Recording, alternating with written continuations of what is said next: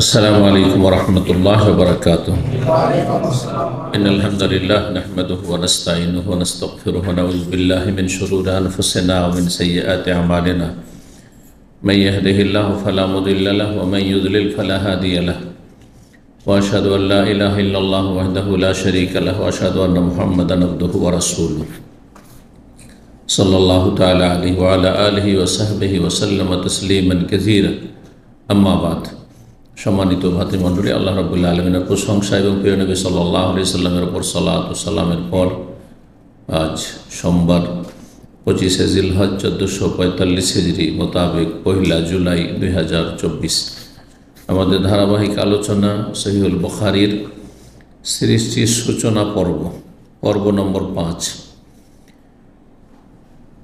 হাদিস নম্বর হচ্ছে 3208।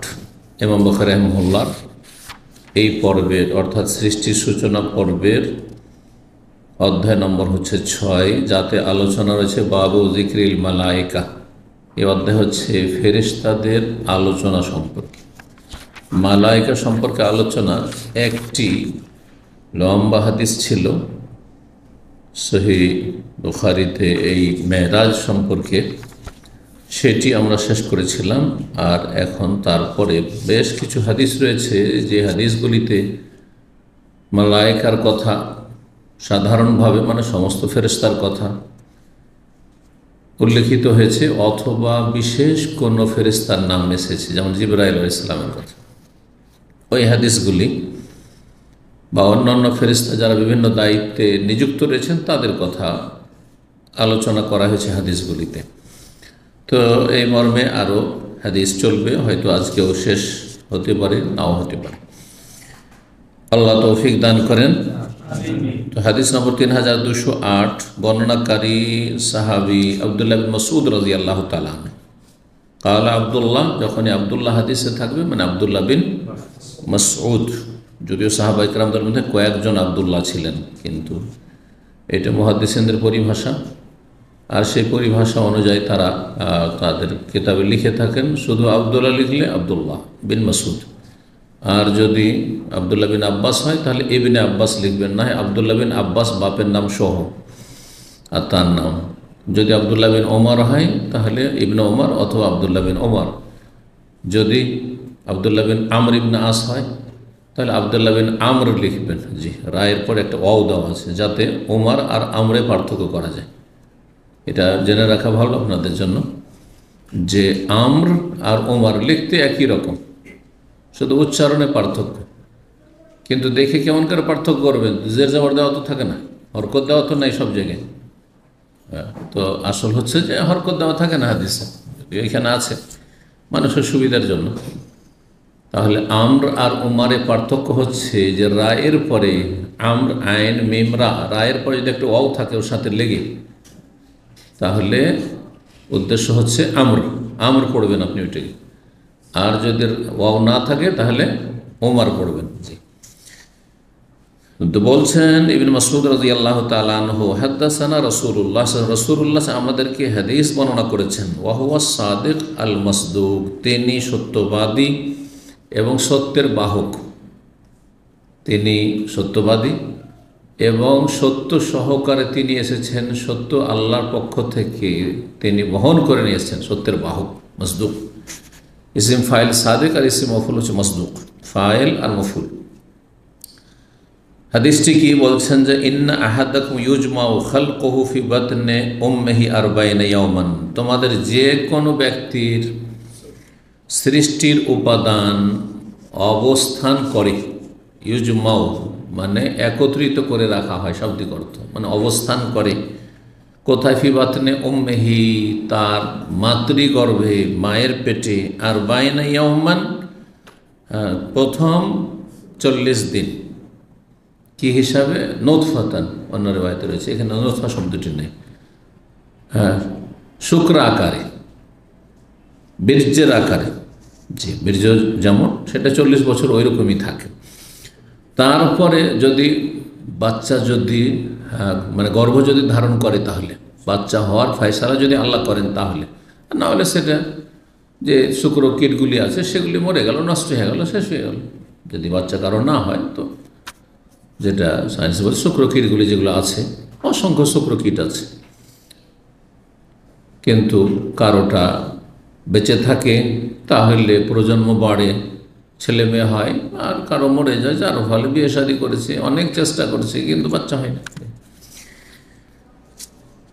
এত ক্ষুদ্র থেকে ক্ষুদ্র শুক্রকীট রয়েছে যে এই চোখ দিয়ে দেখা যায় না, সেগুলি দেখার জন্য বিশেষ যন্ত্র রয়েছে মেডিকেল সায়েন্স। 40 বছর বীর্য আকারে থাকে। সোম্মাই এখন আলাকা, তারপরে মিসলে জালিক, তারপরে অনুরূপ সময়কাল, অর্থাৎ দ্বিতীয় 40-এ 41 থেকে নিয়ে 80 পর্যন্ত কি থাকে? আলাকাতান মানে জমাট বাঁধা রক্ত, আলাকা রক্তের টুকরা, রক্তপিণ্ড হয়ে থাকে, কিন্তু রক্তই, এখনো গোস্ত হয়নি। 81 দিন থেকে শুরু করে 120 সময় এখনো মজগাতা মিসলে জালিক, তারপরে সেটি গোস্তের পিণ্ডে বা গোস্তের টুকরায় পরিণত হয় ঠিক অনুরূপ সময়কাল, অর্থাৎ তৃতীয় 40। তাহলে 3-4 কত হয়ে গেল? 12, 120 হয়ে গেল 3-40-এ। যখন 120 দিন হয়ে যায়, সুম্মায়া বাসুল্লাহ মালাকান, বিশেষ এক দায়িত্বশীল ফেরেশতা, এই মর্মে যিনি দায়িত্বে নিয়োজিত রয়েছেন ফেরেশতা, তাকে প্রেরণ করা হয়। তার নাম উল্লেখ করা হয়নি, কিন্তু মালাকান ফেরেশতা। ওই উমর আর বাই কালিমাত, 4টি কথা লিখার জন্য নির্দেশ করা হয়। লিখা তো আছে জি পৃথিবী সৃষ্টি 50 বছর আগে থেকে, কিন্তু লিখা আছে কোথায়? লাহে মাহফুজে লিখা আছে। আর এখন এটা হচ্ছে তকদির উমরি বলা হয়। তকদির আজালি, যেটা প্রথম থেকে লেখা আছে, যখন সৃষ্টির সূচনা হয়েছে আর তকদির লেখা হয়েছে, বোঝা গেছে না? জি। আর একটি হচ্ছে তকদির উমরি, মানে একজন মানুষের গোটা আয়ুর সমস্ত তকদির। তো এই 4টি কথা এই মর্মে 120 দিনের দিন লেখা হয়, কারণ এখন অস্তিত্বে আসতে যাচ্ছে যে মানুষ, হ্যাঁ, সে পূর্ণ হয়ে মায়ের পেট থেকে ভূমিষ্ঠ হবে, না অসম্পূর্ণ হয়ে নষ্ট হয়ে যাবে, নাকি পৃথিবীতে আসবে সুস্থ হয়ে থাকবে, না সে মায়ের কোলে অল্প সময় মারা যাবে, কয়েকদিনে মারা যাবে, না বড় হবে, সাবালক হবে না হবে, তো বিভিন্ন বিষয়গুলি লেখা হয়। এই 4টি বিষয়, সংক্ষেপে 4টি বিষয়। এটা তকদির উমরি, মানে গোটা জীবনের, উমর মানে বয়স, গোটা বয়সের মানুষের আয়ুর তকদির। আর একটা হচ্ছে তকদির সানবী, বাৎসরিক, সেটা লেখা হয়, মানে ফেরেশতাকে, দায়িত্বশীল ফেরেশতাকে দিয়ে দেওয়া হয়, সেটা তাকে জানিয়ে দেওয়া হয় এক বছরে একবার। সেটা কখন? লাইলাতুল কদর, নাকি শবে বরাত? বেদাতিরা শবে বরাত বলে, কিন্তু কোরআন হাদিস বলে যেই রাতে কোরআন নাযিল হয়েছে সেটা লাইলাতুল কদর, সেটা রমজানে সূরা দুখানে আল্লাহ বলছেন। আর তারপরে ইন্না আনজালনা ফি লাইলাতুল কদরে, কোরআন নাযিল হয়েছে লাইলাতুল কদরে, তাই না? কোরআন নাযিল রমজানে হয়েছে, শাহরু রমাদান, সূরা বাকারা আয়াতে রমজান মাসে কোরআন নাযিল, তাহলে শাবান মাসে কোরআন নাযিল হয়নি। যার ফলে যারা বলছে যে শাবান মাসে 15 তারিখ ভাগ্য রজনী, তারা এক ধরনের কোরআন অস্বীকারী। বুঝাও যদি না বুঝে, না মানে, তাহলে কোরআন অস্বীকারী। আর যদি কেউ মূর্খ থেকে যায়, তাহলে তার মূর্খামি জাহালাত আল্লাহর কাছে কবুল হবে কিনা আল্লাহ ভালো জানে। জি, কিন্তু স্পষ্ট সূরা দুখানে ফিহা ইউফরাকু কুল্লু আমরিন হাকিম, হামিম আল কিতাবিল মুবিন, ইন্না আনজালনা ফি লাইলাতিন মুবারাকা, কিতাবে মুবিন, সুস্পষ্ট কিতাব কোরআনকে নাযিল করেছি মোবারক রাতে। সে মোবারক রাত হচ্ছে রমজানে, কারণ সেই রাতে রমজানে কোরআন নাযিল হয়েছে, সেই রাতটি হচ্ছে লাইলাতুল কদর। 3টি আয়াতকে একসাথে মিলান, সূরা কদরের আয়াত, সূরা বাকারার আয়াত, শাহরু রমাদান আল্লাযী উনজিলা ফীহিল কোরআন, রমজান মাসে কোরআন নাযিল হয়েছে। আর সূরা দুখান, ফিহা, ওই রাতে, ইউফরাকু, চূড়ান্ত ফয়সালা করা হয়, কুল্লু আমরিন হাকিম, প্রত্যেক হিকমতপূর্ণ প্রজ্ঞাপূর্ণ কাজের। এই চূড়ান্ত ফয়সালা করা হয় মানে তার তকদির লেখা হয়। তো তকদির লেখা, এটা কী ধরনের তকদির? 1 বছরের তকদির লিখিতভাবে দায়িত্ব দিয়ে দেয় মালাকুল মত, এই বছরে অমুক অমুকের মরণ, হ্যাঁ। তারপরে যে রূহ সঞ্চার করা ফেরেশতা, এই এক বছরে, হ্যাঁ, তাকদীর সানবী বাৎসরিক, এই এক বছরে এতগুলি মানুষ ভূমিষ্ঠ হবে, এতগুলি শিশু ভূমিষ্ঠ হবে মাতৃগর্ভ থেকে, ইত্যাদি। এটা তার বাৎসরিক হয়ে গেল। কয়টি স্তর হইল? 3টি। 4 নম্বরে তাকদীর ইয়ৌমি, প্রতিদিন আল্লাহ রাব্বুল আলামিন প্রতি বান্দার আমার আজকের দিনে কি ছিল, দিন দুনিয়ার ভালো মন্দ, আগামীকালকে ভালো আছে মন্দ আছে, ভালো কতটা আছে মন্দ কতটা আছে। দেখা গেল একদিন খুব সুখের, হাসছেন, খুব হাসি খুশি আমোদ ফুর্তি, বিয়ে শাদী ধুমধাম, তার পরের দিনই শোকের ছায়া নেমে এসছে, কান্না করছে। আদহাকা ওয়া আবকা, আল্লাহ শেষ সত্তা, যিনি হাসান আর কাঁদান। একটু আগে 2 মিনিট আগে হাসছিলেন, হঠাৎ এক্ষুনি এমন খবর আসলো, কাঁদতে শুরু করলেন। একটু আগে কাঁদছিলেন, হঠাৎ করে হাসতে শুরু করলেন। হয় না, হয় না? সুবহানাল্লাহ।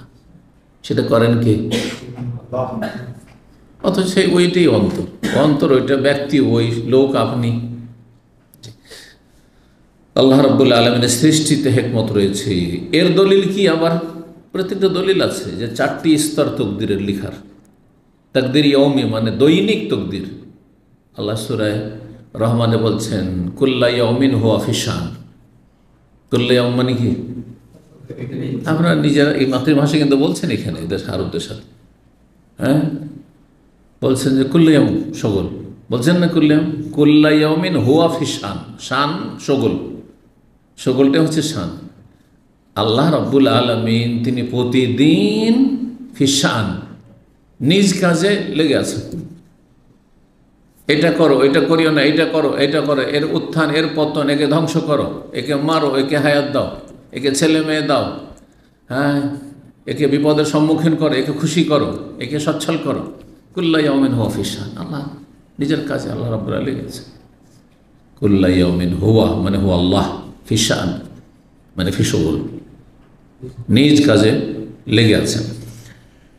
আল্লাহর লেগে থাকা আল্লাহর মতো, এই না যে আমাদের মতো, হ্যাঁ, তার না কোনো ক্লান্তি আছে, না তার কোনো নিদ্রা আছে, না তার কোনো অভাব আছে, হ্যাঁ, তার কোনো স্বস্তির প্রয়োজন আছে। আমাদের অনেক সবই প্রয়োজন আছে, সব কিছুতে দুর্বল আমরা। যাই কথা লম্বা না করে 4টি কথা যে লিখতে বলা হয়, এটা হচ্ছে তাকদীর অমরি। তাহলে তাকদীর আজালি, হ্যাঁ, আজল থেকে লেখা আছে, জি। তারপরে তাকদীর অমরি, হ্যাঁ, গোটা আয়ুর। তাকদীর সানবী, সানাতুন মানে বছর থেকে। আর তাকদীর ইয়ৌমি দৈনিক। 4টি কথা লিখতে বলা হয়। ওই কালুলহার বলা হয় উক্তুব, লিখো, আমালাহু, 1 নম্বর তার আমল। আমল 2 রকম, পার্থিব আমল আর ধর্মীয় আমল। পার্থিব আমলে সে কি কাজ করবে? লেখাপড়া করবে না মূর্খ থেকে যাবে, বদমাইশি করবে, পড়বে না ছাত্র জীবনে, শিক্ষিত হবে না অশিক্ষিত হবে, এটাও আমল, এটা আমল। তারপরে সে চাকরি করবে না ব্যবসায়ী হবে, না সে রাজনীতি করবে, হ্যাঁ, দুনিয়ার আমল, হ্যাঁ, রোজি রোজগার, না দিন মজুর করবে, না গাড়ি ড্রাইভার হবে, সব আমল। এর মধ্যে সব সমস্ত কাজ সামিল, জি। আর ধর্মীয় আমল হচ্ছে যে সে আমল করবে, ভালো না মন্দ কতটা করবে, কতটা করবে। আমালাহু ওয়া রিজকাহু, এবং তার রুজি লিখা হয়, তার রুজি লিখা হয়। তার রুজির মধ্যে হায়াতও শামিল, কিন্তু আমরা মানে যেটাকে সীমিত অর্থে বলে থাকে রিজিক মানে তার আহার। যদি একটা লোকমা আপনার আহার থাকে, আপনি ওটা না খেয়ে মরবেন। একটা দানা, লোকমা তো দূর কথা, একটা দানা। অনেক লোক গাড়ি অ্যাক্সিডেন্টে মারা যায়, দেখবেন চকলেট মুখে দিয়েছিল, মুখেই আছে, বাদাম চিবাচ্ছিল, এই যে বিচি চিবায় গাড়িতে, না, আমি দেখেছি বেশ কিছু দুর্ঘটনা এরকম, বিচি চিবাচ্ছিল, বিচিটা মুখে দিয়েছে, ও গিলতে পারেনি, ওই জিভাতি আছে, মুখে আছে, শেষ হয়ে গেছে, কারণ ওটা দানা নেই। খাবার দাবার নিয়ে আমাদের যে অ্যাক্সিডেন্টটা হয়েছিল রিয়াদ থেকে আসতে, যারা দুনিয়া থেকে চলে গেছে, আল্লাহ রহম করে জান্নাতুল ফিরদাউস দান করেন, শাহাদাত কবুল করেন। 2 ভাই যারা অসুস্থ ছিল আলহামদুলিল্লাহ, যারা আহত হয়েছে, সুস্থ হয়েছে 2জন নিহত, 2জন আহত, 2জন সুস্থ, কিছুই হয়। যে 2জন কিছু হয়নি, তার মধ্যে আমার একটু কিছুই হয়, মানে এক ফোঁটাও রক্ত ওঠে আলহামদুলিল্লাহ, অথচ 3 পল্টি খেয়েছিল, 3 পল্টি খেয়েছিলেন। তা আমাদের সাথে রোমান্সিয়ার ভিআইপি খাবার ছিল, জবরদস্তি এক ভাই রিয়াজ বাথার খাবার দেবেই, আমাদের পেটে খিদা নেই, ফুল মাসুল যথেষ্ট খেয়েছি, 10টার সময় গাড়িতে উঠিয়ে দিল। ভাবলাম যে কোথায় খাবার, ধুলোও খুব উঠছে, রাস্তায় কোথায় বসবো, আবার কোথাও থাক, খিদাও লাগেনি, চলো সব বাসায় নিয়ে যাবে। ব্যাচেলারদের যারা আছে ওদেরকে কিছু কিছু দিয়ে দেবো, আর 2-3জন ফ্যামিলিওয়ালা আছে ওরা নিয়ে যাবে। সুবহানাল্লাহ, মাত্র 100 কিলোমিটার বাকি, মাত্র 100 কিলোমিটার, রুজি নেই। গাড়ি গেল, খাবার নষ্ট হয়ে গেল, সব চলে গেল, যারা হায়াত ছিল না সে দুনিয়া থেকে চলে গেল। বাস্তব সুবহানাল্লাহ, এটা না হচ্ছে রিস্ক। রিস্ক লেখা আছে যে রিস্কটা আপনার আছে না।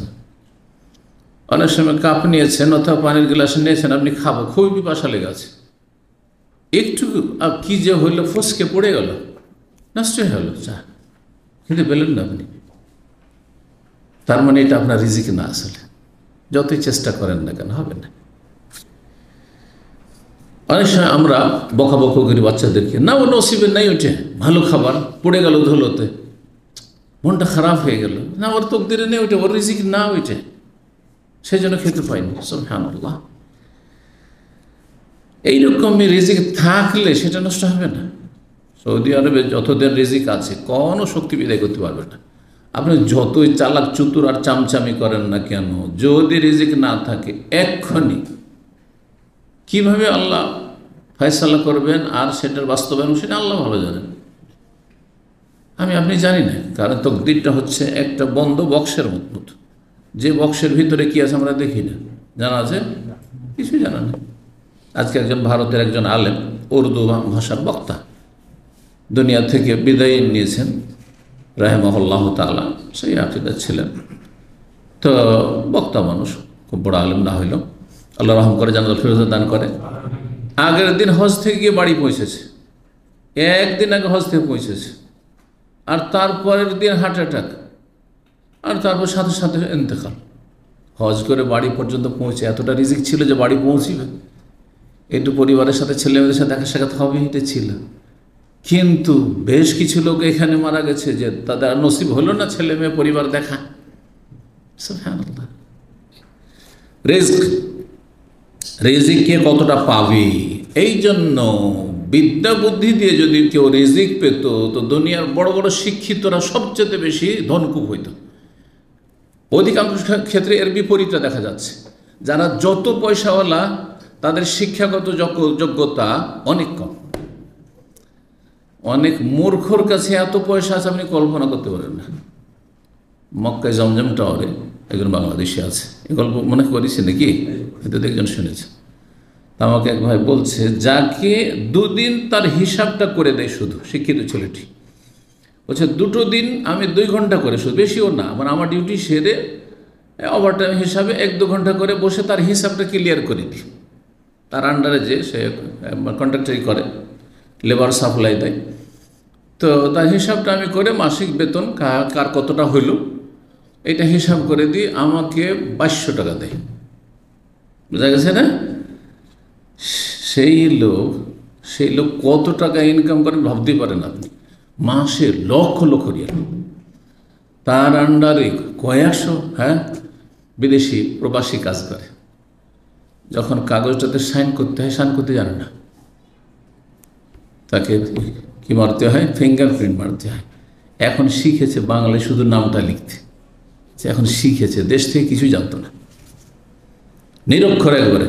অম্মে মায়ের পেট থেকে যেমন পয়দা হয়েছে ওই রকমই আছে, কিন্তু পয়সা কোথায় রাখবে দিশে হারা, তাই না? বিদ্যা বুদ্ধিতে হয় না। অনেকেই খুব আক্ষেপ করেন, আমি এত শিক্ষিত, এত চালাক চতুর, কিন্তু আমার ধাক্কা খাচ্ছি, পেটের ভাত জুটাতে পারছেন না। এটি আমরা আল্লাহর ফয়সালা। তাহলেও যাতে করে ভালো করে বুঝতে পারো যে কারো হাতে কোনো ক্ষমতা নেই, একমাত্র এক ক্ষমতার মালিক। কাকে কি দেবেন ওইটা আল্লাহ দিচ্ছে। কাউকে এলেম দিয়েছেন কিন্তু পয়সা বেশি দেননি, যাকে এলেম দিয়েছেন বা যার ছেলে মেয়েদের যার কাছে এলেম রয়েছে তাদেরকে হয়তো পয়সা দেননি, কিন্তু পয়সাওয়ালা অনেকে আছে ছেলে মেয়েকে মানুষ করে উচ্চ শিক্ষিত, একটি হইল না। সব কিছু একজনকে আল্লাহ দেননি, আল্লাহ ভাগ করে দিয়েছেন, আল্লাহ ভাগ করে দিয়েছেন। তো যাই হোক, ও আজাল্লাহু 3 নম্বর লিখা, ও আজাল্লাহু তার সময়সীমা, তার মত কখন, কখন কোথায় কোন অবস্থায় কিভাবে, স্বাভাবিক না আকস্মিক হার্ট অ্যাটাক অমুক তমুক হঠাৎ করে মরে গেল, না দুর্ঘটনার শিকার। জি, সময়ের ক্ষেত্রে আর স্থানের ক্ষেত্রে। জি, বেআইয়ার দিন তামুত, আল্লাহ বলছেন সূরা লোকমান। কোনো মানুষ জানে না 5টি কথা, তার একটি হচ্ছে কোথায় মারা যাবে আর কখন মারা যাবে। যদি জানা থাকতো তাহলে আগে থেকে প্রস্তুতি আমরা নিয়ে নিতাম, হ্যাঁ, বিদায় সিদায় নিয়ে নিতাম। তারপরে শুধু সেটা না, এটা তো একটা ভালো দিক, কিন্তু আরেকটা খারাপ দিক যে আমাদের ঘুম হারাম হয়ে যেত। আগে থেকে ঘুম হারাম, তার বেশি সময় নেই, আমার 3 দিন সময় আছে, 10 দিন সময় আছে, 1 বছর সময় আছে। 1 বছর আগে থেকে আপনি অনিদ্রে, কোনো ঘুম নাই, টেনশনে, হইতো না। জি হ্যাঁ, আল্লাহ সবকে গোপন রেখেছে। 4 নম্বর হচ্ছে ওয়াশাকিউন আও সাইয়্যিদুন, সেই ব্যক্তি পাপী নাকি নেক, সৎ হবে না অসৎ। আর শাকিউন আর সাইয়্যিদুনের দ্বিতীয় অনুবাদও হয়, এটা কেউ অনুবাদ করেছেন, কিন্তু ভাব কথা সার কথা একই। পাপী যে সে হতভাগা, আর যে নেক সৎ সে হচ্ছে ভাগ্যবান। হ্যাঁ, ভাগ্যবান। তো সাইয়্যিদুন মানে ভাগ্যবান, আর শাকিউন মানে হচ্ছে হতভাগা, দুর্ভাগ্য যার। সুম্মা ইউনফাখু ফীহির রূহ, এই 4টি কথা লিখে দিয়ে তার তকদিরে তারপরে কি করা হয়, তার রূহ সঞ্চার করা হয়, রূহ ফোঁকা হয়। বলছেন ফাইন্না রাজুলাম মিনকুম লা ইয়ামালু হাত্তা মা ইয়াকুনু বাইনাহু ওয়া বাইনাল জান্নাতি ইল্লা যিরা, মানুষ সারা জীবন 50, 60, 70, 80 বছর বাঁচবে, একই রকম আমল করবে, এটা হয় না। ভালো লোকও অনেক সময় অনেক দিন খারাপ করার পরে ভালো হয়, আবার খারাপ লোক প্রথম দিকে অনেক ভালো কাজ করেছে, শেষখানে খারাপ হয়ে যায়, যার নসিব খারাপ। এই মর্মে বলছেন যে এমনও মানুষ আছে তোমাদের মধ্যে লাই আমালু, আমল করতে থাকে, ভালো মানুষ, অনেক নেক আমল করেছে, এলিম শিখেছে, আমল করেছে, দাওয়াত দিয়েছে, আর ফরজ নফল সুন্নাত মুস্তাহাব মাশাআল্লাহ তাহাজ্জুদ গুজার হয়ে গেছে, আমল করতে থাকে। হাত্তা মা ইয়াকুনু বাইনাহু বাইনাল জান্নাতে, তার জান্নাত যেতে মাত্র ইল্লা যিরা, 1 হাত থেকে গেছে, আর 1 হাত গেলে জান্নাত, আর 2-4-10 দিন। হ্যাঁ, অনেকের 2-4-10 মিনিট, 5 মিনিট, 2 মিনিট, শেষখানে নাস্তিক হয়ে মরে গেল, শেষখানে মুশরিক, হ্যাঁ, বাবাকে ডেকে মাজার জিলানী চিশতিকে ডেকে মরে গেল, ইয়া গাউস, আর বরদাস্ত করতে পারে, রক্ষা করো, জ্ঞান শেষ হতে পারে, শেষখানে কাদিয়ানি হয়ে গেল, শেষখানে হিজবুত তাওহীদ হয়ে গেল। অনেকে গোমরাহ হয়ে যাচ্ছে, এক গর্ত থেকে উঠে এসে আর এক গর্তে পড়ছে। কি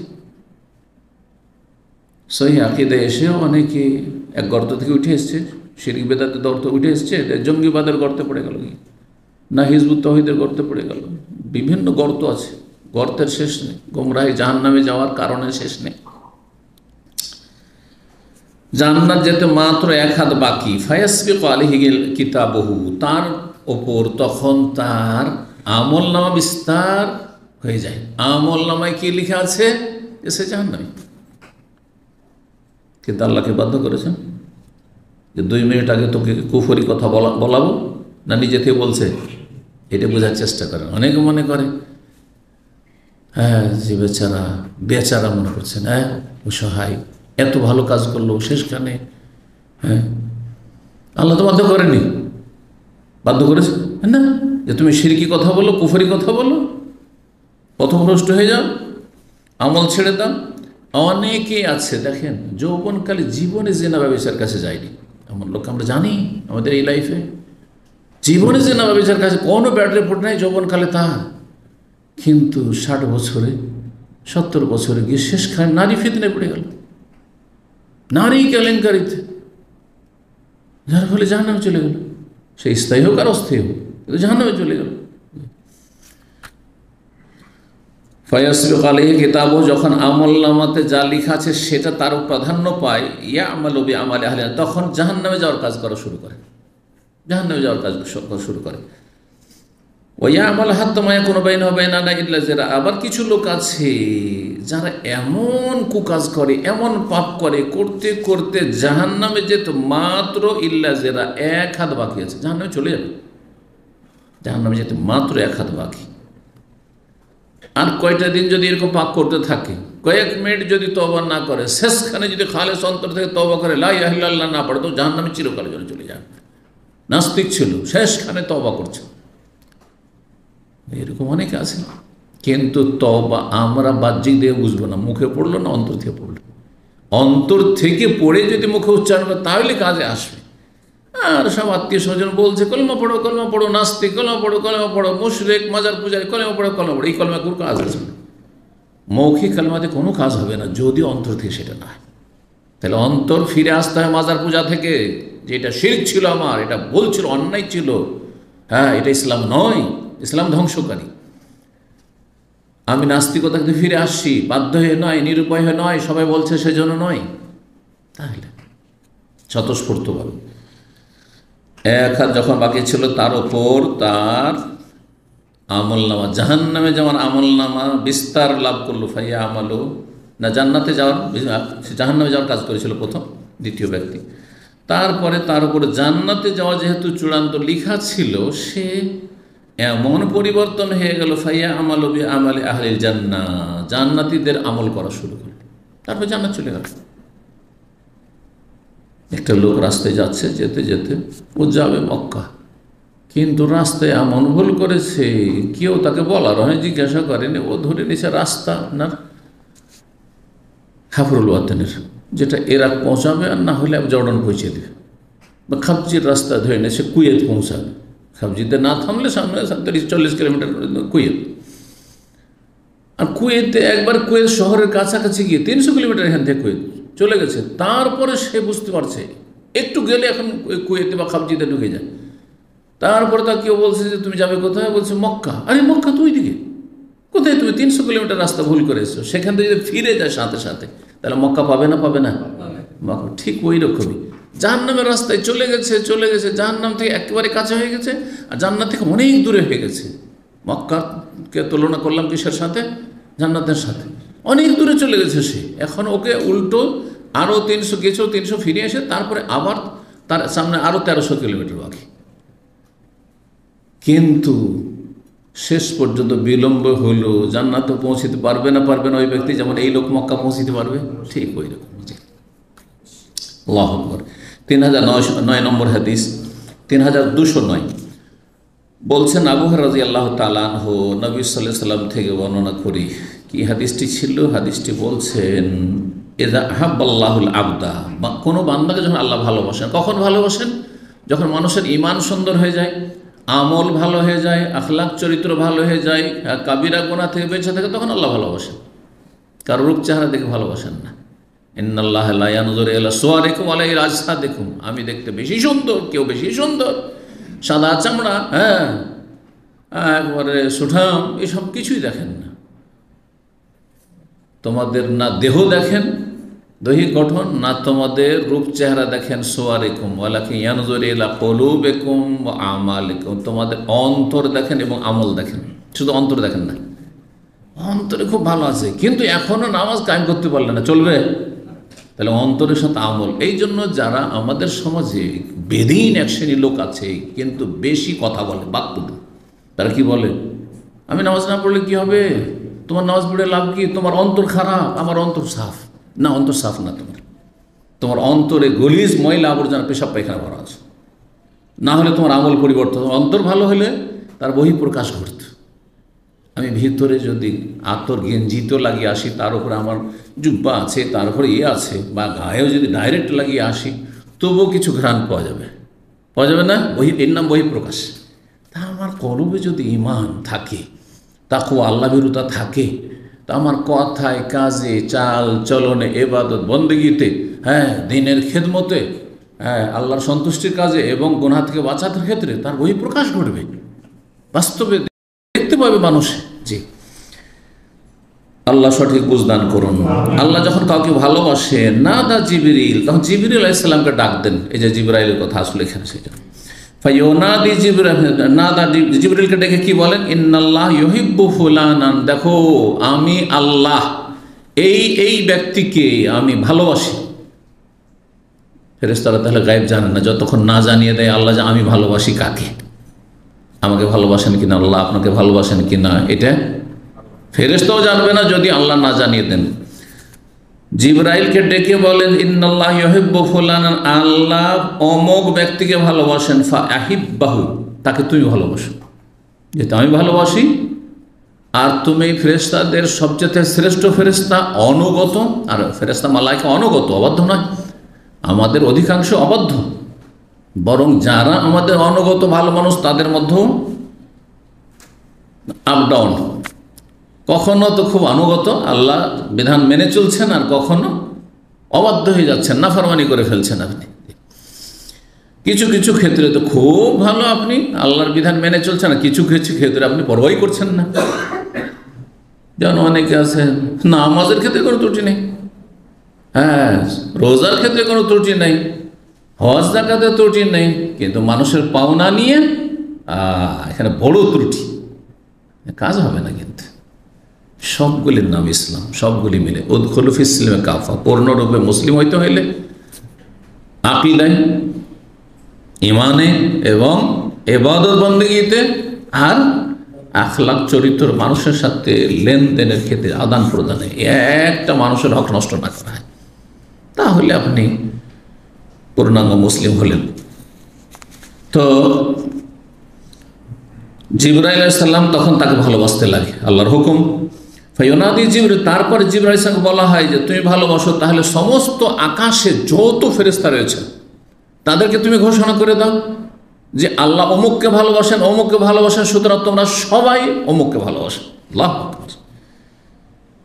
আল্লাহ যাকে ভালোবাসেন সে যদি গরিব, পেটে নাই খাবার, শরীরের নাই বস্ত্র, হ্যাঁ, ছিঁড়ে ফাটা কাপড়, হ্যাঁ, মানুষ দেখলে কেউ বিয়ে দেবে না, বিয়ের প্রস্তাব দিলে বিয়ে দেবে না, দেখলে কেউ সালাম দেবে না, রাস্তা দিয়ে উপেক্ষা করে চলে যাবে, কিন্তু আল্লাহ রাব্বুল আলামিন তাকে ভালোবাসেন। তার ঈমান, আমল, আকীদা, আখলাক চরিত্র এবং দিনের পাবন্দির কারণে, তাকওয়ার কারণে, তাওহীদের কারণে, সুন্নাহর কারণে সে শিরক বিদআত থেকে মুক্ত। অথচ দুনিয়া তার কোনো মূল্য নেই হয়তো। আর দুনিয়াতে এত বেশি মূল্যবান ব্যক্তিত্ব যে দুনিয়া তার পিছনে ছুটছে, আর তার পিছনে তার সিকিউরিটির জন্য হাজার হাজার সেনাবাহিনী যুক্ত আছে, হ্যাঁ, দুনিয়া তাকে নিয়ে নাচানাচি করছে, কিন্তু আল্লাহর কাছে খুবই নিকৃষ্ট, কোনো মূল্য নেই, তার কোনো মূল্য নেই, একটি মশা মাছির সমান মূল্য নেই। জি, এই মর্মে বিভিন্ন আরো হাদিস রয়েছে। জিবরাইল আলাইহিস সালাম তখন ফি আহলিস সামা, আকাশবাসীর মাঝে ঘোষণা করে দেন, প্রত্যেক আকাশে আকাশে, ইন্নাল্লাহ ইউহিব্বু ফুলান ফাহিব্বু, আল্লাহ অমুককে ভালোবাসেন, তোমরাও ভালোবাসো। অমুক মানে শুধু একজন নয়, এইরকম প্রত্যেক মুমিন মুমিনাত, সৎকর্মশীল, যারা ইমানের সাথে নেক আমল করে, যেমনটা বললাম নেক আমল, সবাইকে আল্লাহ ভালোবাসে। কিন্তু ভালোবাসা আমল অনুযায়ী, ভালোবাসা আমল অনুযায়ী। দুনিয়াতে দেখেন পারিবারিক ক্ষেত্রে 5টা ছেলে মেয়ে যদি থাকে, একটি ছেলে বা একটি মেয়ে এমন যে জীবনেও আপনি রেকর্ড দেখাতে পারবেন না যে আপনাকে কোনো কষ্ট দিয়েছে, বাপ মাকে কোনো কষ্ট দিয়েছে, আর আপনার পুরোপুরি একজন নেক ভালো মানুষ এ মূল্যায়নটা করবে। কিন্তু অসৎ বাপ মা তো অনেক সময় ভালোরই মূল্যায়ন করে না, ভালো কি খারাপ বাসে, এটা কোনো মাপকাঠি না। ভালো মানুষের কথা বলছি, যে কোনো কথা আমি বললো ভালো মানুষ, হ্যাঁ, যার ইনসাফ, যার সুবিচার হচ্ছে মাপকাঠি। যে 5টা ছেলের মধ্যে আপনি বাহ্যিক আপনি কম বেশি করতে পারবেন না, মানে ধন দৌলত, হ্যাঁ, বন্টনের ক্ষেত্রে কম বেশি করতে পারবেন না, সে অবাধ্য হোক আর আপনার অনুগত হোক, কিন্তু যে আপনাকে জীবনেও একটা কথা, কাজ, আচার আচরণে কোনো কষ্ট দেয়নি, বরং সব কিছু খেয়াল রাখে, আর বাকি ছেলেগুলো কেউ খোঁজখবরই নেই না, মেয়েরও খোঁজখবর নেই না, সুখে আছেন না দুঃখে আছেন, কষ্টে আছেন, অসুস্থ আছেন, কি আছেন, হ্যাঁ, কোনো যত্ন নেই না। সমান হবে ভালোবাসা? কোনোদিনও ভালোবাসা সমান হবে না। আর এই ক্ষেত্রে আপনাকে আল্লাহ ধরবেন না যে তুমি কেন 2 রকম করে ভালোবেসেছ। যে বেশি ভালোবাসার পাত্র তাকে ভালোবাসবে, এটা স্বাভাবিক কথা, এটা হচ্ছে অটোমেটিক জিনিস ভালোবাসা। আর ভালোবাসার ক্ষেত্রে আল্লাহ পকড়াও করবেন না। এই জন্য একাধিক স্ত্রীর ক্ষেত্রে নবী সাল্লাল্লাহু আলাইহি ওয়াসাল্লাম দোয়া করেছেন, আল্লাহ এমন ক্ষেত্রে যদি কম বেশি হয় যেটা আমার ক্ষমতাধীন নয়, আপনার ক্ষমতাধীন, মানে ভালোবাসার ক্ষেত্রে কম বেশি, কোনো স্ত্রীর ভালোবাসা বেশি কারো কম, আল্লাহ আমাকে ধরিও না। কিন্তু আমি বাহ্যিক সব সুবিচার করলাম। আপনি গয়না কিনবেন, মালা, দুটো মালা কিনতে হবে, দুই স্ত্রী আছে। ঘড়ি কিনবেন, দুটো একই মানের ঘড়ি কিনতে হবে, ঠিক আছে। বাসা দিবেন, দুটোকে একই মানের বাসা দিতে হবে, হ্যাঁ, ইত্যাদি ইত্যাদি। কিন্তু যার যেমন আচরণ তার তেমন ভালোবাসা, এটা স্বাভাবিক। আর এর উপর আল্লাহ ধরবেন না যে আমরা সবাই তো আপনার ছাত্র, কাউকে দেখে আপনি খুব ভালোবাসেন আর আমাদের সাথে আপনি তো কথা বেশি সময় দেন না। না, যার যেমন অবদান আছে তার তেমন ভালোবাসা আছে, তার তেমন গুরুত্ব আছে, এটা স্বাভাবিক। মানুষের কাছে আছে তো রব্বুল আলামিনের কাছে অবশ্যই সেটা আছে। উত্তম দৃষ্টান্ত তার জন্য। তো সবাই ভালোবাসতে লাগে, ফায়ুহিব্বু আহলুস সামা, আকাশবাসী সবাই ভালোবাসতে লাগে। তো আকাশের সমস্ত মালাইকা, আকাশে তো মালাইকা ছাড়া কেউ নেই, তাই না? তো মালাইকা ফেরেশতারা সব ভালোবাসতে লাগেন। তারপরে সুম্মা ইউদাউলাহুল কাবুল ফিল, পৃথিবীতে তার জনপ্রিয়তা তৈরি করে দেওয়া হয়। ইউদাউল কাবুল মানে জনপ্রিয়তা, ভালোবাসা, সম্মান। সম্মান দুনিয়ার স্বার্থে সম্মান। দেখেন, একটা পয়সার লোকে যদি সম্মান করেন, কিসের জন্য সম্মান করছেন? তার সাথে পয়সার স্বার্থ আছে সেজন্য। একটা সমাজপতিকে অথবা চেয়ারম্যানকে, একটা নেতাকে যদি সম্মান করে, কিসের জন্য সম্মান করছেন? ও জালেম খুনি হইলেও সম্মান করছেন কিসের জন্য? তার অনিষ্টের ভয় আছে, ক্ষতি করে দিবেন, আর তার কাছ থেকে কিছু আশা আছে, হ্যাঁ, দুনিয়ার স্বার্থ আছে সেই জন্য। কিন্তু একজন আলেমে দিন, পরেশগার, মুত্তাকি, যাকে ভালোবাসছেন, কিসের জন্য? কিছু পাবেন? একটা পয়সাও পাবেন না তার কাছে, কিন্তু ভালোবাসছেন। এটা হচ্ছে আল কবুল, কবুলিয়াত। এটা হচ্ছে জনপ্রিয়তা। জনপ্রিয়তা মানে পার্থিব স্বার্থে জনপ্রিয়তা নয়। কারণ আজকাল জনপ্রিয়তা ভাষাটা ওদের ক্ষেত্রে ব্যবহার করা হচ্ছে, কিন্তু দুনিয়াদারদের ক্ষেত্রে। যাকে জীবনেও দেখেনি আর দেখতেও পাবে না, হয়তো এমন কোনো সুযোগ নাই, কিন্তু না দেখে তাকে ভালোবাসে। এটা কোনো নেতার ক্ষেত্রে আছে? কোনো নেতার ক্ষেত্রে নেই। কোনো পয়সাওয়ালার ক্ষেত্রে আছে? স্বার্থ নেই। আমেরিকার ধনকুব, হ্যাঁ, মালয়েশিয়ার ধনকুব, বরুণাইয়ের ধনকুব, আপনার তার সাথে কোনো সম্পর্ক আছে? তার কোনো খোঁজ খবর নিতে যাবেন আপনি? না, কোনো সম্পর্ক নেই। কিন্তু আলেম ইবনে শেখ ইবনে বাজ, ইবনে উসাইমিন, আলবানী, ইমাম ইবনে তাইমিয়া, ইমাম বুখারী, ইমাম আবু হানিফা কেউ দেখেনি। হ্যাঁ, আপনার কেউ দেখেননি। আমরা যে একজন যারা এই বিংশ শতাব্দীর, তাদের সাথে হয়তো আমার দেখা হয়েছে, বা তাদের কাছ থেকে কিছু দাস শিখেছি, সরাসরিও আর তার পরোক্ষভাবে। তো পরোক্ষভাবে আপনারা যদি উপকৃত না হন, অথচ তাদের এলেম থেকে আপনারা উপকৃত হতে পারবেন না। কারণ তাদের ভাষায় যেগুলো কথা আরবিতে আছে সেগুলো আমরা পড়তেও পারবেন না, বুঝতেও পারবেন না, শুনলেও বুঝবেন না। তারপরে ভালোবাসছেন, বুঝছেন না? এটার নাম হচ্ছে আল কবুল ফিল আরদ। জমিনে আল্লাহ তাকে কবুলিয়ত দিয়ে থাকেন। আল্লাহ রাব্বুল যেন আমাদেরকে কবুল করেন। 3210 উরওয়া ইবনে যুবাইর রাদিয়াল্লাহু তাআলা বর্ণিত মা আয়েশা রাদিয়াল্লাহু তাআলা আনহা থেকে তিনি তার খালাতকে বর্ণনা করছেন, উম্মুল মুমিনিন আন্নাহা, তিনি বলেন, সামিআতু রাসূলুল্লাহ ইয়াকুল, রাসূলুল্লাহ সাল্লাল্লাহু আলাইহি ওয়াসাল্লামকে আমি বলতে শুনেছি, ইন্নাল মালায়েকাতা তানজিলু ফিল আনান, ফেরেশতাগণ আকাশের মেঘমালার আড়ালে অবতরণ করেন। আনান বলা হয় সাহাবকে। সাহাব মানে হচ্ছে মেঘ, হ্যাঁ, আকাশে যে মেঘ রয়েছে। তো আকাশের মেঘ মানে আকাশের সাথে কি মেঘ লেগে আছে? না, মোটেই নাই। কিন্তু মাত্র কিছু দূরে এখান থেকে ধরেন, হ্যাঁ, 2 কিলোমিটার, 3 কিলোমিটার, 10 কিলোমিটার দূরে কি আছে? 10 কিলোমিটার দূরে তো 9 কিলোমিটার দূরে ফ্লাইট চলে। ফ্লাইট মেঘের অনেক ওপরে চলে। তাহলে এখান থেকে 1 কিলোমিটার, আধা কিলোমিটার অনেক জায়গায় আবহা এলাকা যদি কেউ গিয়ে থাকেন, আমি গিয়েছি যেহেতু জানি, আবহার আলবাহা এই দুটো এলাকায় দেখেছি, রোড দিয়ে আমাদের গাড়ি যাচ্ছে আর নিচে এমন এমন গর্তে আছে, মেঘগুলো রোডেরও নিচে, আমাদের নিচে মেঘ। তার মানে অন্য জায়গায়, স্বাভাবিক জায়গায়, যেখানে সমতল জায়গায় 1 কিলোমিটারও নয়, তাহলে হ্যাঁ কিছু দূরে, হয়তো কিছু দূরে মেঘমালা হয়তো ভাসছে। তো মেঘমালার আড়ালে ফেরেশতাগণ অবস্থান করেন, আসেন। সেখানে অসংখ্য ফেরেশতারা রয়েছেন। যেমন আকাশে ফেরেশতা, আকাশের দায়িত্বশীলরা রয়েছেন, তেমনি জমিনে বা আকাশ আর জমিনের মাঝখানেও ফেরেশতারা রয়েছেন। জি, এখানেও ফেরেশতা রয়েছেন, রহমতের ফেরেশতা রয়েছেন। যেখানে দিনের কথা আলোচনা হয় সেখানে রহমতের অসংখ্য ফেরেশতা রয়েছেন। জি, আর প্রত্যেকের সাথে দুইজন আছে, আপনি পাপের জায়গায় যান আর নেকির জায়গায় যান, ও ছাড়বে না, আপনাকে ছাড়বে না, থাকবে। কেউ যদি পাপ করে তো ওখান থেকে ফেরেশতা লজ্জা পালিয়ে যাবে। জেনা করছে, কেউ খুন করছে, থাকবে না ফেরেশতা? লিখবে না? সব জায়গায় আছে দুই ফেরেশতা, দুই ফেরেশতা। ক্যামেরা, এটা আল্লাহর ক্যামেরা। মানুষের ক্যামেরাকে আমরা এত ভয় করি, কিন্তু রব্বুল আলামিন ক্যামেরাকে ভয় করি না। আল্লাহ রাব্বুল আলামিন হেদায়েত দান করুন, আমাদেরকে হেদায়েত ও টিকিয়ে রাখুন। তো মেঘের আড়ালে ফেরেশতারা অবস্থান করেন। ফাতাযকুরুল আমরা, তারপরে আকাশে, আমর মানে আমরুস সামা, এখানে আকাশে যেসব বিষয় নিয়ে সিদ্ধান্ত হয় সেগুলি নিয়ে তারা আপোষে আলাপ আলোচনা করেন। আকাশের খবর মেঘমালার ওপরে পৌঁছেছে ওই সব ফেরেশতাদের কাছে, কারণ ওপর দিক থেকে খবর আসছে, ওখানে আপোষে কিন্তু আলোচনা হয়। তাহলে সেটা একবারে আকাশে নয়, মেঘমালার ওপরে, মেঘমালার ওপরে। সেটা কত দূরে আল্লাহ ভালো জানেন।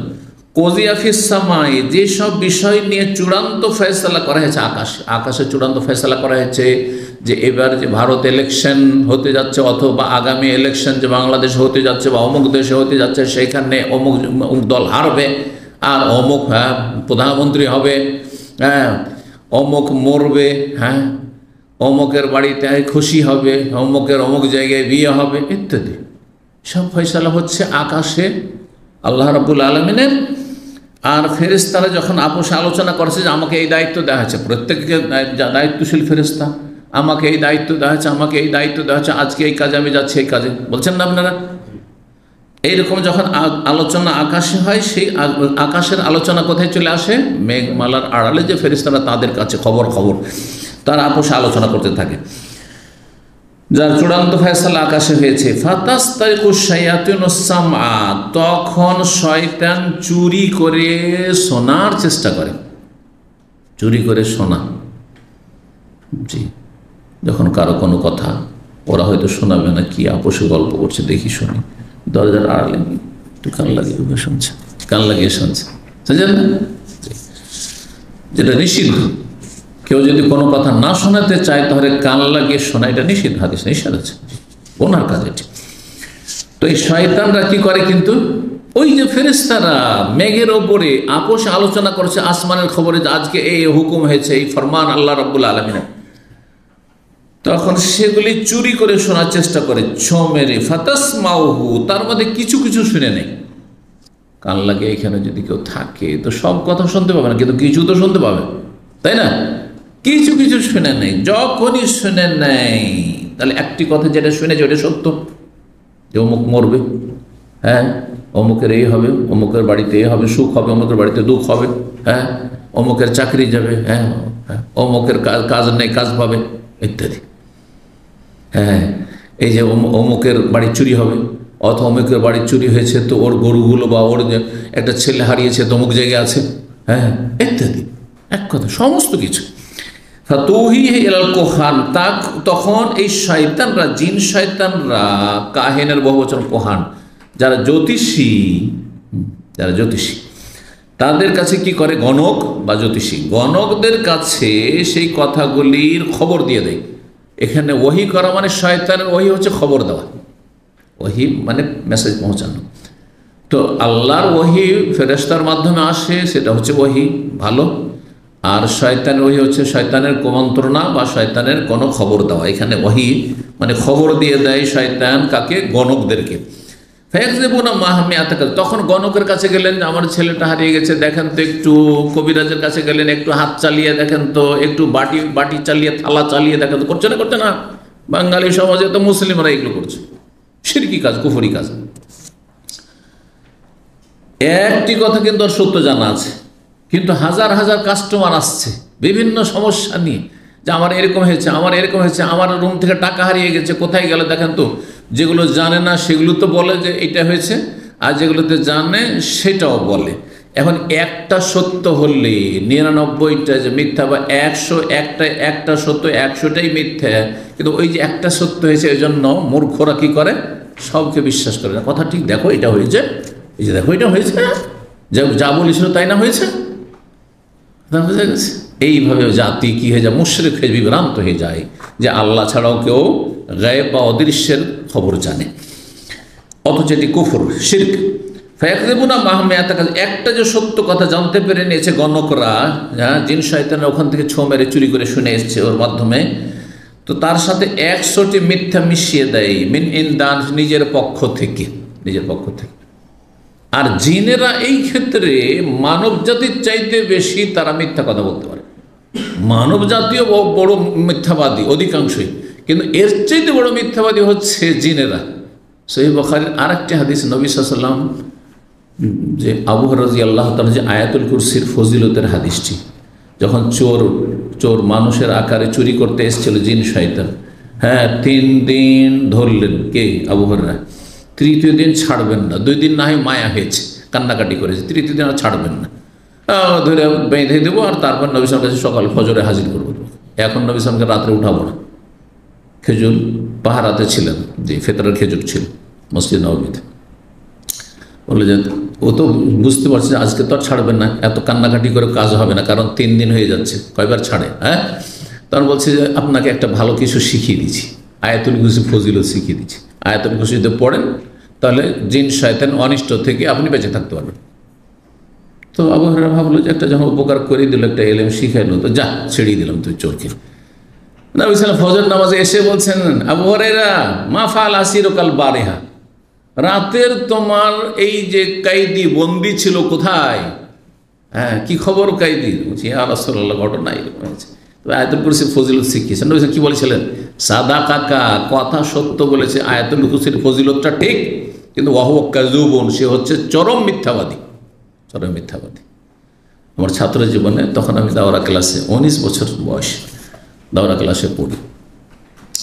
তো আমার একটা টুপি হারিয়ে গেছে, 1982-র ঘটনা। দাড়ি মজবে, একটু রেখা নিয়েছে, বের হয়নি, এখানে একটু, আর এদিক থেকে একটু জুলফির আকারে, ব্যাস দাড়ি হয়নি। তখন একটু হালকা হালকা শুরু হয়েছে। ওই বয়সে আলহামদুলিল্লাহ বুখারী পড়ে ফারেক। তো ওই বছরে একটা টুপি, তখন তো অভাবের যুগ ছিল, একটা টুপি হারিয়ে যাওয়া মানে একটা পেরেশানি, তাই না? তখন আমাদের পাঞ্জাবি 2-3টে থাক, খুব বেশি হলে, কারো তো একটাও আছে। এই যুগে আমরা লেখাপড়া করেছি, আর টুপি 2টো হয়তো আছে, তার মধ্যে একটা হারিয়ে গেল। 5-6 দিন হয়ে গেছে টুপি হারা। তারপরে এক জিন, এক তালেবে ইলম, সে পড়াশোনা করে সেখানে, ওই তালেবে ইলমকে জিনে ধরেছে, আর তা সুন্দর সুন্দর তেলাওয়াত, ওই তালেবে জীবনে এত সুন্দর তেলাওয়াত করতে পারে না, কিন্তু জিন যখন তার মধ্যে নেমে গিয়ে কথা বলে, তখন সুন্দর তাজবিদের সাথে তেলাওয়াত করে, সুর করে সুন্দর তেলাওয়াত করে, ওর ক্ষমতাই নেই ওই তেলাওয়াতে। তো এটাতে বিশ্বাস হয় যে আসলে একে জিন আছে। তারপরে কথা বলতে লাগে, আমরা জিজ্ঞাসা করলে কথা বলতে লাগে। তো আমার জীবনে প্রথম জিনের সাথে কথা বলেছি। তো সবাই তোকে বিভিন্ন কথা জিজ্ঞাসা করছে, কোথায় কী করো? লেখাপড়া করি। কোথায় লেখাপড়া করি? মদিনায় পড়ি। মদিনায় আমাদের ইউনিভার্সিটিতে, জামিয়া ইসলামেতে। বলছে না, আমাদের আলাদা আছে। তার মানে সব সত্য নাকি? মিথ্যেও হইতে পারে। এর প্রমাণ শুনেন। ওকে বলছে, আচ্ছা তুমি তো মেলা কথা বলছো এটা সেটা, আর তুমি একে ছেড়ে যেতে চাইছো না, তো বলো যে আমার টুপিটা হারিয়ে গেছে 5-6 দিন থেকে, টুপিটা কোথায়? তো বলছে টুপি মাদ্রাসার ভিতরে নেই, মাদ্রাসার বাইরে চলে গেছে। দেখছেন না কি বলছে? তার 2-3 দিন পরে টুপিটা ওই মসজিদে গেছি, কখন হয়তো টুপিটা খুলে রেখেছি আর ভুলে চলে এসেছি, ওই মসজিদে সে এক কোণাতে পড়ে আছে ওইখানে। তাহলে কত মিথ্যাবাদী! বাস্তবতা প্রমাণ করে যে জিনেরা চরম মিথ্যাবাদী। আর গণক এইরকমই, 101টা সত্য, 100টাই হচ্ছে মিথ্যা। কারণ গণকরা হচ্ছে শয়তানের ভাই, ইখওয়ানুশ শায়াতিন।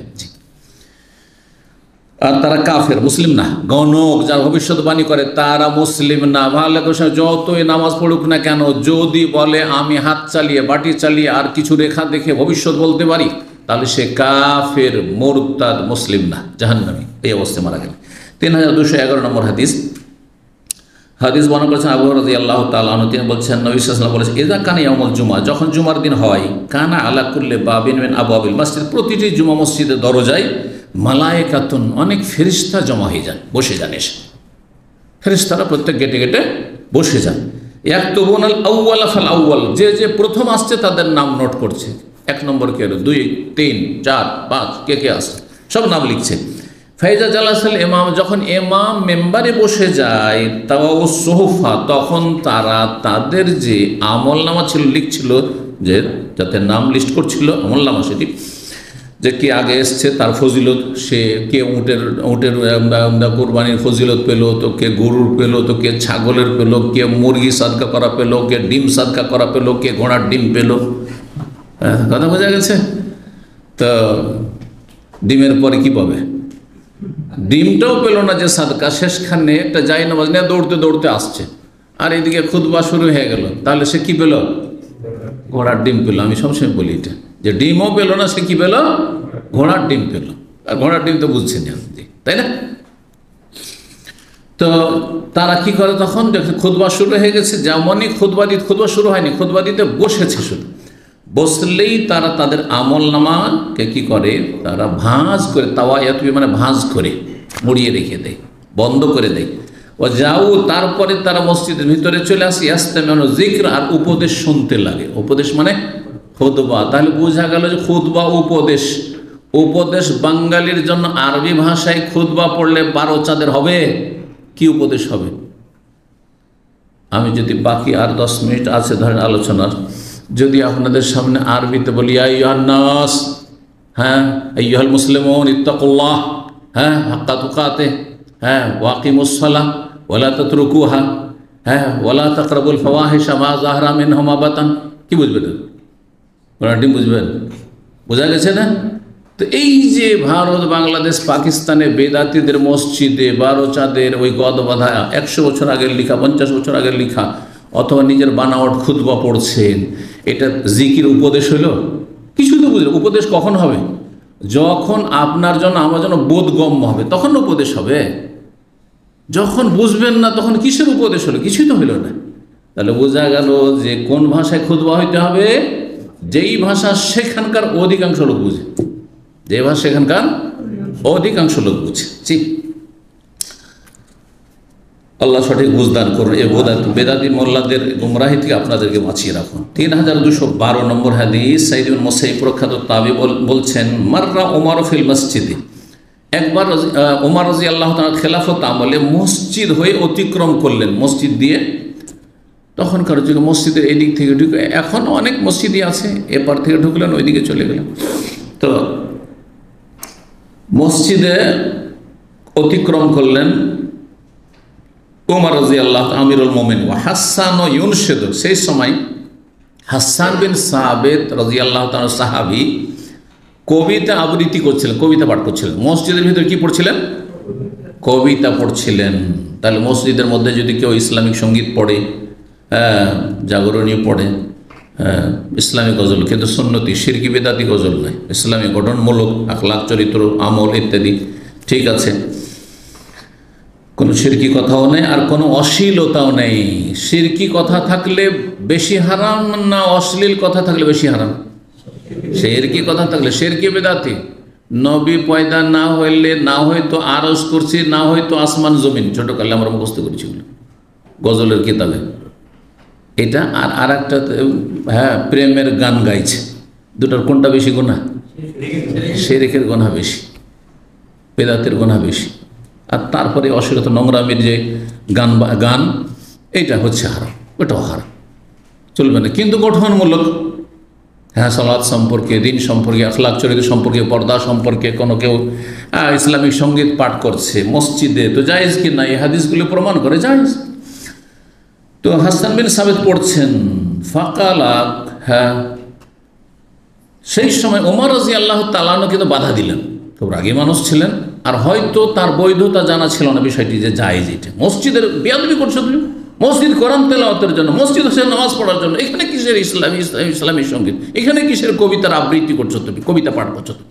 কারণ পরিশুদ্ধ কবি ছিলেন সেই জন্য। হাসান বিন সাবিত রাদিয়াল্লাহু আনহু বড় কবি ছিলেন, তিনি নিজের কবিতা পাঠ করতেন, নিজে কবিতা বানাতেন, তার আল্লাহ প্রতিভা দিয়েছেন, এবং ইসলামের খেদমত করতেন সে কবিতা আবৃত্তি করে, যেই ইসলামের পক্ষ থেকে ডিফেন্স করতেন। কারণ মানুষের বিরুদ্ধে, বাতিলের বিরুদ্ধে যদি এমনি বক্তব্যে কথা বলেন, একজন, আমি ধরেন বক্তব্যে কথা বলছি বাতিলের বিরুদ্ধে, শিরক বিদআতের বিরুদ্ধে, আর আরেকজন সে পদ্য আকারে কবিতার আকারে সে আবৃত্তি করছে বাতিলের বিরুদ্ধে। কোনটার তাসির প্রতিক্রিয়া মানুষের বেশি? কবিতার। জি হ্যাঁ, কবিতা একটা আকর্ষণ আছে। এই জন্য দেখা যায় যে আমাদের দেশের অধিকাংশ মানুষ কিন্তু আপনার যেগুলো গজল টজল আছে অর্থ বুঝে না। অল্প কিছু যেগুলো নোংরামি আছে নোংরামিগুলো বুঝে, কিন্তু যেগুলো গঠনমূলক যদি কবি নজরুল ইসলামের কবিতা হয় বুঝবে। আজকালকার বাঙালি সাধারণত বুঝবে না যতক্ষণ পর্যন্ত বাংলার স্পেশালিস্ট না হয়েছে। বোঝা গেছে? তো এইরকমই ইন্ডিয়া বাংলাদেশে এমন এমন পুরুষ এবং মহিলার গাজাল আর গান শুনে কিচ্ছু বুঝে না। দেখতাম বাঙালিরা কি যারা গান শুনে অভ্যস্ত, পাকিস্তানের এক মহিলা যান উম্মে হাবিবা তার গান শুনতো। তাই আমি বলছি কিছু বুঝলে? তুমি যে একটা বাঙালি আর তুমি উর্দুতে গান শুনে তো কিছু বুঝলে? বলছে বুঝি না, কিন্তু কণ্ঠটা খুব ভালো লাগে, গলাটা খুব সুন্দর, শুনতে মজা লাগে, ব্যাস এইটুকু। গান বাজে না, গানে অধিকাংশ এইটাই। জি, শয়তান কিভাবে বিভ্রান্ত করেছে কিছুই বুঝলো না, ও জাহেল। তো যাই হোক,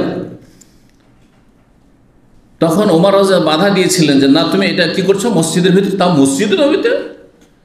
ফাকাল, তখন তিনি বললেন কুনতু উনশিদু ফি, আমি এই মসজিদেই কবিতা পাঠ করতাম। ওয়াফিহে মান হুয়া খায়রুম মিনকা, এমন অবস্থায় যেই সময় আপনার চাইতে যিনি শ্রেষ্ঠ ব্যক্তিত্ব তিনি বিদ্যমান থাকতেন, মজুদ থাকতেন। কে? রাসূলুল্লাহ সামনে। বরং রাসূলুল্লাহ সাল্লাল্লাহু আলাইহি ওয়াসাল্লাম মেম্বার রাখিয়ে দিতেন। মেম্বারের উপরে চড়ে, হাসান তুমি কাফেরদের বিরুদ্ধে, কাফেরদের কুৎসায় এবং কাফেরদের কুৎসার জবাবে প্রতিরক্ষামূলক ডিফেন্সের জন্য তুমি কি করো? কবিতা পাঠ করো, কবিতা আবৃত্তি করো। নবী সাল্লাল্লাহু আলাইহি ওয়াসাল্লাম পড়িয়েছেন। তাহলে বোঝা গেল যে ইসলামের খেদমতের জন্য যদি হয় তাহলে ভালো। একটা বেনামাজি মানুষকে নামাজের ওপর যদি 5 মিনিটের বক্তব্য দেন তো শুনবে না, কিন্তু একটা এমন সুর দিয়ে, লম্বা টানের সুর দিয়ে যদি একটা গজল দিয়ে দেন নামাজের গুরুত্বতে, অর্থ ভালো। নামাজ, হ্যাঁ, নামাজ না পড়লে মুসলিম থাকে না, মুসলিম কাফেরের মাঝে পার্থক্য করে, নামাজ পড়লে জান্নাত, নামাজ পড়া হচ্ছে 5 ওয়াক্ত নামাজ পড়া হচ্ছে 5 বার গোসল করার মতো ইত্যাদি। এই কথাগুলি যদি কবিতার আকারে পাঠ করে পুরোটাই শুনবে, কিন্তু শুনবে না। জি, তো এই কথা যেমন বলেছেন। তারপরে ওমর রাদিয়াল্লাহু তাআলা আনহু আবু হুরায়রার দিকে তাকাচ্ছেন। সুম্মাল তাফাতা ইলা আবি হুরায়রা ফাকাল আনশুদুকা বিল্লাহ আসামিতা রাসূলা ইয়াকুলু আজিব আন্নি। না, হাসান বিন সাবিত বলছেন যে আমি একা বললে তো ওমর যে রাগী মানুষ, হয়তো আমার কথা বিশ্বাসও করবেন না, আর আমাকে, তার হাতে একটা সবসময় লাঠি বেত থাকতো, যেটাকে দুর্রা বলা হইতো। দুর্রা বুঝেন? হ্যাঁ, দুর্রা দির্রা আরবিতে বলা হয়। এটা আমাদের দেশেও দোররা বলে খুব প্রসিদ্ধ, মানে ছড়ি। হ্যাঁ, যদি কারো একটু এদিক সেদিক ডানে বামে বদমাইশি দেখতেন, দুষ্টামি দেখতেন বা খারাপ কিছু দেখতেন, দিতেন বাইরে, সবাই ভয় করত তাকে। তো তিনি ভয় পাচ্ছেন, তো সাক্ষী হিসাবে সাক্ষী রাখছেন কাকে? আবু হুরায়রা, তুমি কি আমার এই কথাটা শুনেছো যে আমাকে নবী সাল্লাল্লাহু আলাইহি ওয়াসাল্লাম বলেছেন তুমি কবিতা পাঠ করো, আর ইসলামের পক্ষ থেকে তুমি ডিফেন্স করো, প্রতিরক্ষার কাজ করো কবিতার মাধ্যমে, আর তোমার সাপোর্টে, তোমার শক্তি যোগান দেওয়ায় জিবরাইল আলাইহিস সালাম তোমার সাথে আছেন, এই কথা বলেছেন। তো বলছেন আনশুদুকা বিল্লাহ, আবু হুরায়রাকে বলছে, আবু হুরায়রার দিকে তাকিয়ে, আবু হুরায়রা ওখানে মসজিদে নববীতে, আবু হুরায়রা তোমাকে আল্লাহর শপথ দিয়ে বলছি, আসামিতা রাসূলুল্লাহ সাল্লাল্লাহু আলাইহি ওয়াসাল্লাম ইয়াকুল, তুমি কি রাসূলুল্লাহ সাল্লাল্লাহু আলাইহি ওয়াসাল্লাম বলতে শুনেছো আজিব আন্নি, আমার পক্ষ থেকে তুমি জবাব দাও। মানে রাসূলুল্লাহ পক্ষ থেকে রাসূলুল্লাহ কুৎসা গাইছে, ইসলামের কুৎসা গাইছে, নবী পরিবারের কুৎসা গাইছে, এগুলো কাফেররা করতো, ইহুদিরা গায়িকা রাখতো বাড়িতে, আর এগুলো করতো। আজিব আন্নি, আমার পক্ষ থেকে জবাব দাও। মক্কার কাফেররা অনেকে এরকম করতো। তো নবী সাল্লাল্লাহু আলাইহি ওয়াসাল্লাম বললেন যে আমার জবাব দাও, আল্লাহুম্মা আইয়িদহু বিরূহিল কুদুস, হে আল্লাহ তুমি হাসান বিন সাবিতকে শক্তি যোগান দাও বা শক্তিশালী করো রুহুল কুদুস জিবরাইল আলাইহিস সালামের দ্বারা, মানে তাকে যেন শক্তিশালী করে, কে সাপোর্ট করে? জিবরাইল আলাইহিস সালাম তার পিছনে আছে সাপোর্ট, যিনি ফেরেশতাদের মধ্যে সবচেয়ে শক্তিশালী। কালার নাম আবু হুরায়রা বলে, হ্যাঁ আমি শুনেছি তো, আর এটা মসজিদের ভিতরে। তাহলে বোঝা গেল যে আমাকে তো নবী সাল্লাল্লাহু আলাইহি ওয়াসাল্লাম নির্দেশ দিয়েছেন এরকম গঠনমূলক কবিতা পাঠের জন্য নির্দেশ দিয়েছে। রুহুল কুদুস কার নাম? জিবরাইল আলাইহিস সালামের নাম কয়েকটি রয়েছে, কে বলতে পারেন দেখি? একটা তো জিবরাইল বা জিবরিল, হ্যাঁ, একটা ধরে না, দুটো ধরে, জিবরাইল এবং জিবরিল। আর 2 নম্বর রুহুল কুদুস, আর হ্যাঁ, আর রুহুল আমিন। আর রুহুল আমিন যে নাযালা বিহি রুহুল আমিন আলা কলবিকা লিতাকুনা মিনাল মুনজিরিন বিলিসানিন আরাবিয়্যিন মুবিন, কোরআনে কারীমে রয়েছে। হ্যাঁ, আর হ্যাঁ কি হ্যাঁ আর আছে, আর মনে নেই কার? অথচ এই সূরা মুখস্থ আছে আপনাদের, আম্পারা সূরা। আর রূহ, শুধু রূহ, তানাজ্জালুল মালায়েকাতু ওয়ার রূহ, সূরা কদর, ইন্না আনজালনা ফি লাইলাতুল কদর ওয়া মা আদরাকা মা লাইলাতুল কদর, লাইলাতুল কদরি খায়রুম মিন আলফি শাহর, তানাজ্জালুল মালায়েকাতু ওয়ার রূহ। এই কদরের রাতে সমস্ত ফেরেশতা বা অসংখ্য ফেরেশতা নেমে আসেন জমিনে, সমস্ত নয়, অসংখ্য ফেরেশতা নেমে আসেন। আর এমনকি ওয়ার রূহ মানে রূহও নেমে আসেন। রূহ মানে মানুষের আত্মা নয়, রূহ মানে এখানে রুহুল আমিন, রুহুল কুদুস, জিবরাইল আলাইহিস সালাম। জিবরাইল আলাইহিস সালাম, তাহলে জিবরাইলের 4টি নাম পেয়ে গেলেন। জি, সবগুলি নাম কোরআনে কারীমে রয়েছে। জিবরাইলও কোরআনে রয়েছে, রুহুল কুদুসও রয়েছে। জি, কুল নাযালাহু রুহুল কুদুস বিআমরি রাব্বিক ওয়া মিন আমরি রাব্বিক। জি, তো রুহুল কুদুস আর রুহুল আমিন। আর আজকাল মানুষ আছে নিজের নাম রুহুল আমিন, না, ফেরেশতার নামে নাম রাখা অপছন্দনীয়, অপছন্দনীয়। তাহলে কেউ যদি জিবরাইল রাখে কেমন হবে বলেন? জিবরাইল যদি আপনি রুহুল আমিন রাখতে পারেন, জিবরাইল রাখতে অসুবিধা কি? আর একজন মিকাইল, হ্যাঁ, মিকাইল আজকাল ওই ইয়াহুদিদের নাম হচ্ছে, ইসরায়েল ইয়াহুদিদের নাম হচ্ছে মিকাইল। মিকাইল গর্বাচেপ ছিল একসময় সোভিয়েত ইউনিয়ন, রাশিয়ার 90-এর দশকে, জি, রাষ্ট্রপতি। তা কেউ যদি, ইসরাফিলও আছে কিন্তু বাঙালিদের মধ্যে, শুধু আজরাইলটা বাকি আছে। আজরাইল কেউ রাখবে না। আজরাইলের সাথে মনে হয় সবারই কি দুশ্মনী, হ্যাঁ, যে এ তো কোনো রকমের দয়া মায়া করবে না, আমি যে থাকতে চাই ছেলেমেয়ের সাথে, পরিবারের সাথে, এই জন্য কেউ আজরাইল রাখবেন না। না, আসলে এগুলো ভুল। আসলে আম্বিয়া রসুলগণের নামে নাম রাখেন পছন্দনীয়, কিন্তু ফেরেশতার নামে নাম রাখা অপছন্দনীয়, বরং অনেকে তো নিষিদ্ধই বলেছেন। জি, মাকরুহ। 3213 নম্বর হাদিস, বারা বিন আযিব রাদিয়াল্লাহু তাআলা বলছেন, কালান নবী সাল্লাল্লাহু আলাইহি হাসান, নবী সাল্লাল্লাহু আলাইহি হাসান রাদিয়াল্লাহু তাআলা বললেন, উহজুহুম মানে কাফেরদের তুমি কুৎসা গাও, আও হাজিহিম তাদের কুৎসার প্রতি উত্তর করো, জবাব দাও। কুৎসা গাইছে তারা, তার কুৎসার উত্তর দাও। ও জিবরিল ও মাক, জিবরাইল আলাইহিস সালাম তোমার সাথে রয়েছে। দেখেন বেদাতি, হ্যাঁ, অনেক কিন্তু বক্তা আছে বা অনেক গায়ক আছে, এই ইখওয়ানি জামাতিদের, তারপরে বিভিন্ন বেদাতি মাজারিদের, যারা আমাদের বিরুদ্ধে কিন্তু গান তৈরি করেছে। হ্যাঁ, তো এটা কোনো নতুন বিষয় না। এই 1400 বছর আগেও মক্কার কাফেররা আর মদিনার ইহুদিরা কি করতো? নবী সাল্লাল্লাহু পরিবার এবং সাহাবা কেরামদের বিরুদ্ধে হেজো করতো। হেজো মানে কুৎসা গাওয়া, কুৎসা গাওয়া। আল্লাহ তাদের অনিষ্টকে তাদের দিকে ফিরিয়ে দেন। এই যে বেদাতিগুলো যেগুলি কবিতা তৈরি করেছে কোরআন সুন্নাহর আলেমদের বিরুদ্ধে, তাদেরকে আল্লাহ যেন দুনিয়াতে লাঞ্ছিত করেন, বড়কার লাঞ্ছিত করেন, এবং আল্লাহর উত্তম শাস্তি তাদেরকে যেন দান করেন। জি, 3214 নম্বর হাদিস বর্ণনা করছেন আনাস বিন মালিক রাদিয়াল্লাহু তাআলা আনহু, বলছেন তিনি যে, কান্নি আনজুর ইলা গুবারিন সাতিহ, যেন আমি দেখতে পাচ্ছি ওপর দিকে ওঠা ধুলা। ওপর দিকে যখন ধুলা উড়ে তখন কোন দিকে ওঠে? ওপর দিকে। দেখছেন না এই এলাকায় যে আছেন, দামাম এলাকায় দেখেন তো, যখন শুরু হয় কি বলে এটাকে? গোবার।